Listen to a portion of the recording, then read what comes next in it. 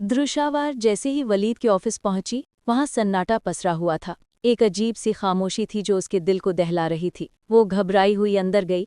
वहां कोई नहीं था, सिर्फ पुरानी यादें और खाली कमरे। उसकी सांसें रुक गईं। गार्ड ने उसे बताया, मैडम, ये ऑफिस बंद हो चुका है। मालिक वलीद साहब सब कुछ समेटकर कहीं चले गए हैं। द्रुशाहवार के पैरों तले जमीन खिसक गई।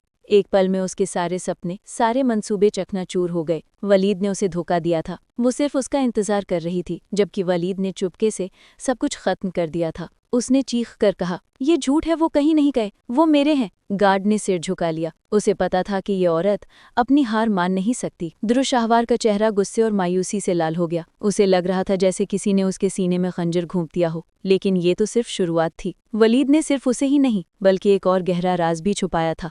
एक ऐसा राज जिसके बारे में कोई नहीं जानता था। वो सिर्फ मावरा और आयमा के साथ ही नहीं, बल्कि अपने एक राजदार के साथ भी ये मुल्क छोड़कर गया था। द्रुशाहवार ने जब बैंक से नोटिस देखे तो वो होश में नहीं थी। उसकी माली हालत खराब हो चुकी थी। वलीद ने जानबूझकर सारे रास्ते बंद कर दिए थे। वो तो समझ रही थी कि वो वलीद की दौलत पर राज करेगी, लेकिन अब वो खुद कंगाल हो चुकी थी। वो अपनी बूढ़ी माँ के पास गई। उसकी आंखें आंसुओं से भरी थीं। माँ ने उसे देखा और ठंडी सांस ली।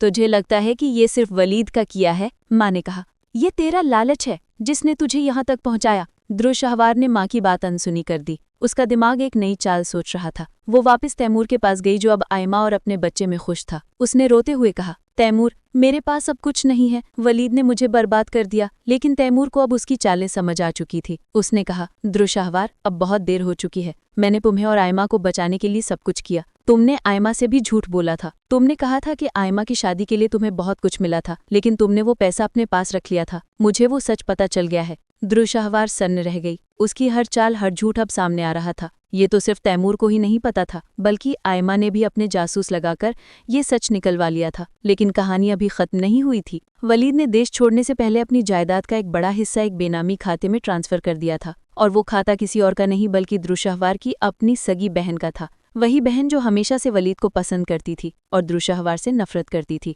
द्रुशाहवार अब हर तरफ से घिर चुकी थी। उसका कोई अपना नहीं था। वलीद ने उसे इस तरह से धोखा दिया था कि वो कभी संभल ही नहीं पाएगी। लेकिन क्या वलीद ने सच में मावरा और आयमा के साथ अपनी नई जिंदगी शुरू की? द्रुशाहवार जब अपनी बहन के पास गई तो उसने देखा कि उसकी बहन एक नई गाड़ी में बैठी थी। उसके पास वो सब कुछ था जो द्रुशाहवार कभी चाहती थी। बहन, ये सब क्या है? द्रुशाहवार ने पूछा। उसकी बहन ने मुस्कुराते हुए कहा, ये वो है जो तुम्हें कभी नहीं मिला, खुशियां, सुकून और वलीद का प्यार। द्रुशाहवार का दिल टूट गया। उसे लगा जैसे उसके कान बज रहे हैं। ये सिर्फ वलीद का धोखा नहीं था, बल्कि उसकी अपनी बहन का भी धोखा था। लेकिन ये सब एक चाल थी। असल में वलीद कहीं गया ही नहीं था। उसने ये सब ड्रामा सिर्फ इसलिए किया था ताकि वो मावरा और अपनी बहन आयमा को द्रुशाहवार के जाल से निकाल सके। वो एक दूसरे शहर में छुपा हुआ था और उसके साथ वो औरत थी जो हमेशा से वलीद से प्यार करती थी। वो कोई और नहीं, मावरा की ही चचेरी बहन थी। वलीद ने उस औरत से दूसरी शादी कर ली थी और मावरा ने इस राज को छुपाने के लिए अपनी ही बहन की शादी करवा दी थी। लेकिन इस धोखे का असली मकसद क्या था? वलीद को एक और बड़ा धोखा मिला था।